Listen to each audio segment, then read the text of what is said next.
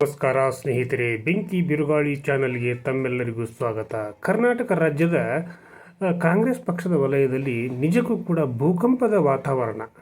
ಅದು ಕೂಡ 8 ವರ್ಷಗಳ ಕಾಲ ಮುಖ್ಯಮಂತ್ರಿಗಳಾಗಿ ಅಧಿಕಾರದ ಒಂದು ಚುಕ್ಕಾಣಿ ಹಿಡಿದಿರ್ತಕ್ಕಂಥ ಸಿದ್ದರಾಮಯ್ಯನವರನ್ನು ಕಾಂಗ್ರೆಸ್ ಪಕ್ಷ ನಿರ್ದಯವಾಗಿ ಅವರನ್ನು ಸ್ಥಾನಪಲ್ಲಟ ಮಾಡಿದೆ ಅನ್ನುವಂಥ ಭಾವನೆಗಳು ಅಹಿಂದ ವರ್ಗದ ಮೂಲಕ ರಾಜ್ಯದ ಜನತೆಗೆ ದಿಗ್ಭ್ರಮೆಯನ್ನು ಉಂಟು ಮಾಡಿರ್ತಕ್ಕಂಥ ಈ ಸಮಯದಲ್ಲಿ ಕಾಂಗ್ರೆಸ್ ಪಕ್ಷ ಅದನ್ನು ಯಾವ ರೀತಿ ಅರಗಿಸಿಕೊಳ್ಳುತ್ತದೆ ಅನ್ನೋದರ ಮೇಲೆ ಆ ಪಕ್ಷದ ಒಂದು ಭವಿಷ್ಯ ಅಡಗಿದೆ ಅನ್ನುವಂಥ ಭಾವನೆ ಸಾರ್ವತ್ರಿಕವಾಗಿ ಕೇಳಿ ಬರ್ತಾ ಇದೆ. ಸಿದ್ದರಾಮಯ್ಯ ಏನು ತಪ್ಪು ಮಾಡಿದ್ರು ಅಧಿಕಾರದಿಂದ ಅವರನ್ನು ಹೊರಗಿಡಲಿಕ್ಕೆ ಅನ್ನುವಂಥ ಪ್ರಶ್ನೆಗಳು ಕೂಡ ಹೇಳ್ತಾ ಇವೆ. ಹಾಗಿದ್ರೆ ಸಿದ್ದರಾಮಯ್ಯನವರು ಮತ್ತು ಡಿ ಕೆ ಶಿವಕುಮಾರ್ ಅವರ ನಡುವೆ 2.5 ವರ್ಷದ ಒಪ್ಪಂದ ಆಗಿತ್ತಾ ಅಂತಂದರೆ ಈಗ ಅದು ಆಗಿತ್ತು ಅನ್ನುವಂಥ ಭಾವನೆಗಳು ಕೂಡ ಕರ್ನಾಟಕದ ರಾಜಕೀಯ ವಲಯಗಳಲ್ಲಿ ಸುಳಿದಾಡ್ತಾ ಇರೋದಂತೂ ಸತ್ಯ. ಹಾಗಿರುವಾಗ ಕಾಂಗ್ರೆಸ್ ಪಕ್ಷ ಒಂದು ವೇಳೆ ಸಿದ್ದರಾಮಯ್ಯನವರನ್ನು ಪದತ್ಯಾಗಗೊಳಿಸಿದರೆ ಮುಂದೆ ಅಹಿಂದ ವರ್ಗ ಕಾಂಗ್ರೆಸ್ ಪಕ್ಷದ ಜೊತೆಗೆ ನಿಲ್ಲುವುದೇ ಅನ್ನುವಂಥ ಒಂದು ಸಾವಿರ ಪ್ರಶ್ನೆ ದಿಗ್ಗಣಿ ಎದುರು ಬರುವಂಥದ್ದು. ಹಾಗಿರುವಾಗ ಈ ಒಂದು ಸಂಕಷ್ಟದಿಂದ ಪಾರಾಗಲಿಕ್ಕೆ ಕಾಂಗ್ರೆಸ್ ಪಕ್ಷ ಯಾವ ರೀತಿ ತನ್ನ ಒಂದು ಕಾರ್ಯಸೂಚಿಯನ್ನು ಪ್ರಕಟಪಡಿಸುತ್ತದೆ ಅನ್ನೋದರ ಮೇಲೆ ಅಹಿಂದ ವರ್ಗ ಕಾಂಗ್ರೆಸ್ ಪಕ್ಷದ ಜೊತೆಗೆ ನಿಲ್ಲುವುದಕ್ಕೆ ಕಾರಣವಾದರೂ ಆಗಬಹುದು ಅನ್ನುವಂಥ ಮಾತುಗಳು ಕೂಡ ಅಹಿಂದ ವರ್ಗದಲ್ಲಿ ಜನಜನಿತವಾಗ್ತಾ ಇವೆ. ಹಾಗಿರುವಾಗ ಸಿದ್ದರಾಮಯ್ಯನವರು ತಮ್ಮ ಮುಂದಿನ ಭವಿಷ್ಯವೇನು ಅನ್ನುವಂಥ ಚಿಂತೆಯಲ್ಲಿ ಮುಳುಗಿದ್ದಂತೂ ಕೂಡ ಈಗ ಸತ್ಯವಾಗಿರ್ತಕ್ಕಂಥದ್ದು.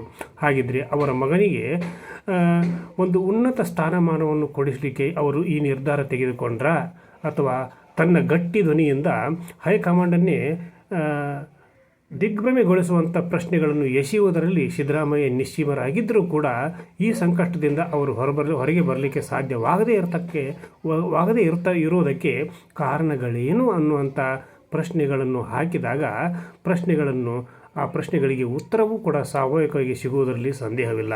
ಹಾಗಿದ್ರೆ ಡಿ ಕೆ ಶಿವಕುಮಾರ್ ಅವರು ಸಲೀಸಾಗಿ ಸಿದ್ದರಾಮಯ್ಯನವರನ್ನು ಸೈಲೆಂಟಾಗಿ ಸೈಡ್ ಮಾಡ್ತಾರೆ ಅನ್ನುವಂಥ ಮಾತುಗಳು ಕೂಡ ಕಾಂಗ್ರೆಸ್ ವಲಯದಲ್ಲಿ ಸಿದ್ದರಾಮಯ್ಯನವರ ಅಭಿಮಾನಿಗಳಲ್ಲಿ ಅಹಿಂದ ವರ್ಗಗಳ ಜನರ ಮನದಾಳದಲ್ಲಿ ಕೂಡ ಸುಳಿದಾಡ್ತಾ ಇರೋದು ಕೂಡ ಸುಳ್ಳಲ್ಲ.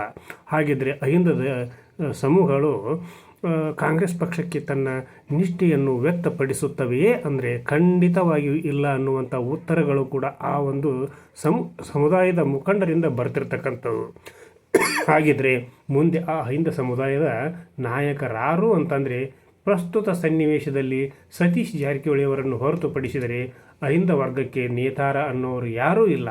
ಸಿದ್ದರಾಮಯ್ಯನವರು ಪ್ರಶ್ನಾತೀತ ನಾಯಕರಾಗಿದ್ದರು. ಸಿದ್ದರಾಮಯ್ಯನವರ ತರುವಾಯ ಈಗ ಆ ಒಂದು ಸಮರ್ಥವಾದಂಥ ಆ ಒಂದು ಸ್ಥಾನವನ್ನು ತುಂಬಲಿಕ್ಕೆ ಬೆಳಗಾವಿಯ ಸಾಹುಕಾರರಾಗಿರ್ತಕ್ಕಂಥ ಸತೀಶ್ ಜಾರಕಿಹೊಳಿ ಅವರಿಗೆ ಮಾತ್ರ ಸಾಧ್ಯ.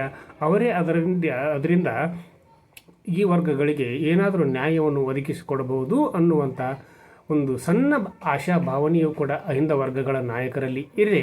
ಅದನ್ನು ಅವರು ಯಾವ ರೀತಿ ತಮ್ಮ ಒಂದು ಮುಂದಿನ ದಿನಗಳಲ್ಲಿ ತೋರ್ಪಡಿಸಿಕೊಳ್ತಾರೋ ಅದರ ಮೇಲೆ ಕಾಂಗ್ರೆಸ್ ಪಕ್ಷದ ಭವಿಷ್ಯ 2028 ಮೇಲೆ ನಿಂತಿದೆ ಅನ್ನುವಂಥ ಭಾವನೆಗಳು ಕೂಡ ರಾಜ್ಯದಲ್ಲಿ ಉಂಟಾಗ್ತಾ ಇದೆ.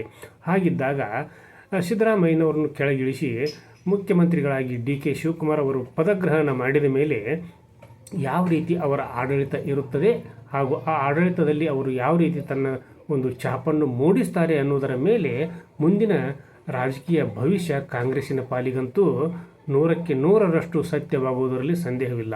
ಹಾಗಿದ್ದಾಗ ಅಹಿಂದ ವರ್ಗದ ನಾಯಕರು ಈಗ ಆದವರಂತೂ ನಾಯಕರಂತೂ ಅವರು 2ನೇ ಹಂತದ ನಾಯಕರು. 1ನೇ ಹಂತದ ನಾಯಕರಂತಂದರೆ ಸಿದ್ದರಾಮಯ್ಯನವರೇ. ಹಾಗಿದ್ದಾಗ 2ನೇ ಹಂತದ ನಾಯಕರು ಕೂಡ ತಮ್ಮ ಒಂದು ಕ್ಷೇತ್ರಕ್ಕೆ ಸೀಮಿತವಾಗಿರ್ತಕ್ಕಂಥವ್ರು. ಅವರು ರಾಜ್ಯದಾದ್ಯಂತ ಅವರು ಯಾವುದೇ ಒಂದು ತಮ್ಮ ವರ್ಚಸ್ವವನ್ನು ಬೆಳೆಸಿಕೊಂಡು ನಾಯಕರಾಗಿಲ್ಲ.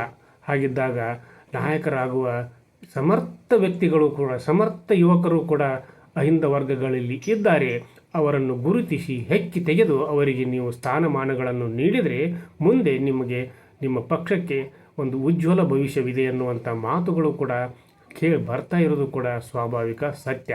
ಹಾಗಿದ್ದಾಗ ಈ ಒಂದು ಅಹಿಂದ ವರ್ಗಗಳಿಗೆ ಇನ್ಮೇಲೆ ಸತೀಶ್ ಜಾರಕಿಹೊಳಿ ಅವರು ಯಾವ ರೀತಿ ಸ್ಥಾನಮಾನಗಳನ್ನು ಕೊಡಿಸ್ತಾರೆ, ಜೊತೆಗೆ ಆ ಅಹಿಂದ ವರ್ಗದ ನಾಯಕರನ್ನು ಮುಂಬರುವ ದಿನಗಳಲ್ಲಿ ಯಾವ ರೀತಿ ಬೆಳೆಸ್ತಾರೆ ಅನ್ನೋದರ ಮೇಲೇನೂ ಕೂಡ ಈ ಪಕ್ಷದ ಒಂದು ವರ್ಚಸ್ಸು ಅಡಗಿದೆ, ಮುಂದೆ ಅದರ ಭವಿಷ್ಯವೂ ಕೂಡ ಅಡಗಿದೆ ಅನ್ನುವಂಥ ಮಾತುಗಳನ್ನು ಕೂಡ ಈ ಸಂದರ್ಭದಲ್ಲಿ ಅಹಿಂದ ವರ್ಗಗಳ ಬಹುತೇಕ ನಾಯಕರು ಮಾತಾಡ್ತಾ ಇದ್ದಾರೆ.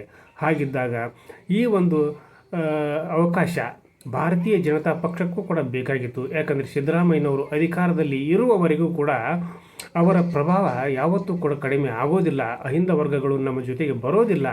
ಹಾಗಿದ್ದಾಗ ಅಹಿಂದ ವರ್ಗಗಳನ್ನು ನಮ್ಮ ಕಡೆ ಸೆಳೆದುಕೊಳ್ಳಬೇಕಾದ್ರೆ ಸಿದ್ದರಾಮಯ್ಯನವರು ಅಧಿಕಾರದಿಂದ ಕೆಳಗೆ ಇಳಿಲೇಬೇಕು ಅನ್ನುವಂಥ ಒಂದು ಮನಸ್ಥಿತಿಯಲ್ಲಿಯೂ ಕೂಡ ಭಾರತೀಯ ಜನತಾ ಪಕ್ಷ ಮತ್ತು JDS ಪಕ್ಷದ ನಾಯಕರುಗಳು ಕೂಡ ಇದ್ದರು. ಅದನ್ನು ಕೂಡ ಕಾಂಗ್ರೆಸ್ ಪಕ್ಷ ಅರಿತುಕೊಳ್ಳಲಿಲ್ಲ. ಹಾಗಾದರೆ ಮುಂಬರುವ ದಿನಗಳಲ್ಲಿ ಕಾಂಗ್ರೆಸ್ ಪಕ್ಷಕ್ಕೆ ಉಜ್ವಲವಾದ ಭವಿಷ್ಯವಿದೆಯೇ ಅನ್ನುವಂಥ ಪ್ರಶ್ನೆಗಳು ಎದ್ದಾಗ ಅದು DK ಶಿವಕುಮಾರ್ ಅವರ ತಂತ್ರದ ಮೇಲೆ, ಅಹಿಂದ ವರ್ಗಗಳನ್ನು ನಡೆಸಿಕೊಳ್ಳುವುದರ ಮೇಲೆ, ಅಹಿಂದ ವರ್ಗದಲ್ಲಿ ಇರತಕ್ಕಂಥ ಬುದ್ಧಿವಂತ, ಛಲವಂತ ಹಾಗೂ ಪಕ್ಷಕ್ಕೆ ಹಿತವನ್ನು ಬಯಸುವಂಥ ನಾಯಕರನ್ನು ಅವರು ಮೊದಲು ಗುರುತಿಸಿ ಅವರಿಗೆ ಸ್ಥಾನಮಾನಗಳನ್ನು ಕೊಡಬೇಕು. ಪಕ್ಷದಲ್ಲಿಯೂ ಕೂಡ ಸ್ಥಾನಮಾನಗಳು ಅವರಿಗೆ ಸಿಗಬೇಕು. ಅಂದಾಗ ಮಾತ್ರ ಅವರನ್ನು ವಿಶ್ವಾಸಕ್ಕೆ ತೆಗೆದುಕೊಂಡು ರಾಜಕಾರಣ ಮಾಡಿದರೆ ಅವರು ಕಾಂಗ್ರೆಸ್ ಪಕ್ಷದ ಒಂದು ಬೆಂಬಲಕ್ಕೆ ನಿಲ್ಲುವಂಥ ಸೂಚನೆಗಳು ಕೂಡ ಕಂಡು ಬರ್ತಾ ಇರೋದರಿಂದ ಈ ನಿಟ್ಟಿನಲ್ಲಿ DK ಶಿವಕುಮಾರ್ ಅವರ ಪಾತ್ರ ನಿಜಕ್ಕೂ ಕೂಡ ಯಾವ ರೀತಿ ಅವರು ಕೈಗೊಳ್ತಾರೆ ಅನ್ನೋದರ ಮೇಲೆ ಅಡಗಿದೆ ಅನ್ನುವಂಥ ವಿಚಾರಗಳು ಕೂಡ ಹರಿದಾಡ್ತಾ ಇರೋದು ಸ್ವಾಭಾವಿಕ. ಹಾಗಿದ್ದರೆ ಈಗ ಹಲವಾರು ಜನ ಮಂತ್ರಿಮಂಡಲದಲ್ಲಿ ಸೇರಬೇಕು ಅನ್ನುವಂಥ ತವಕದಲ್ಲಿದ್ದಾರೆ. ಅದು ಸಿದ್ದರಾಮಯ್ಯನವರ ಬಣದವರು ಮತ್ತು DK ಶಿವಕುಮಾರ್ ಅವರ ಬಣದವರು.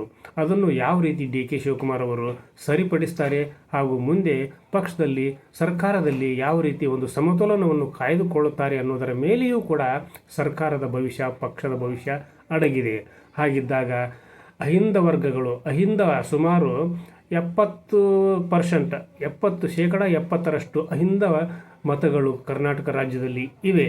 ಅವುಗಳನ್ನು ಸೆಳೆದುಕೊಳ್ಳುವುದರಲ್ಲಿ ಭಾರತೀಯ ಜನತಾ ಪಕ್ಷ ಯಶಸ್ವಿಯಾಗುತ್ತದೆಯೋ ಅಥವಾ ಕಾಂಗ್ರೆಸ್ ಪಕ್ಷ ಯಶಸ್ವಿಯಾಗುತ್ತದೆಯೋ ಅನ್ನೋದರ ಮೇಲೆ ಮುಂದಿನ 2028ರ ರಾಜಕೀಯ ಭವಿಷ್ಯ ಎರಡೂ ಪಕ್ಷಗಳಿಗೂ ಕೂಡ ಒಂದು ಪಾಠವಾಗಲಿದೆ ಅನ್ನುವಂಥದ್ದನ್ನು ಕೂಡ ಈ ಸಂದರ್ಭದಲ್ಲಿ ನಾನು ಉಲ್ಲೇಖವಾಗಿ ಹೇಳಲಿಕ್ಕೆ ಬಯಸ್ತೀನಿ. ಹಾಗಿದ್ದರೆ ಅಹಿಂದ ವರ್ಗಗಳ ಒಂದು ಮನಸ್ಸು ಗೆಲ್ಲಲು ಯಾವ ರೀತಿ ನಡೆದುಕೊಳ್ಳಬೇಕು ಹಾಗೂ ಅಹಿಂದ ವರ್ಗದ ನಾಯಕರಿಗೆ, ಮುಖಂಡರಿಗೆ ಹಾಗೂ ಬುದ್ಧಿವಂತರಿಗೆ ಪಕ್ಷದಲ್ಲಿ ಸ್ಥಾನಮಾನವನ್ನು ಯಾವ ರೀತಿ ನೀಡಬೇಕು ಅನ್ನೋದರ ಮೇಲೆಯೂ ಕೂಡ ಕಾಂಗ್ರೆಸ್ ಪಕ್ಷ ಮತ್ತು ಭಾರತೀಯ ಜನತಾ ಪಕ್ಷದ ಭವಿಷ್ಯ ಅಡಗಿದೆ ಅನ್ನುವಂಥ ಸಂದೇಶದೊಂದಿಗೆ ಇವತ್ತಿನ ಸಂಚಿಕೆಯನ್ನು ಇಲ್ಲಿಗೆ ಮುಗಿಸುವುದಕ್ಕಿಂತ ಪೂರ್ವದಲ್ಲಿ ಕನ್ನಡಿಗ ಚಾನಲ್ ಬೆಂಕಿ ಬಿರುಗಾಳಿ, ಇದು ನನ್ನ ಹೊಸ ಚಾನಲ್ಲು. ಕನ್ನಡಿಗ ಚಾನಲ್ YT ಅದು ಹಳೆ ಚಾನಲ್ಲು.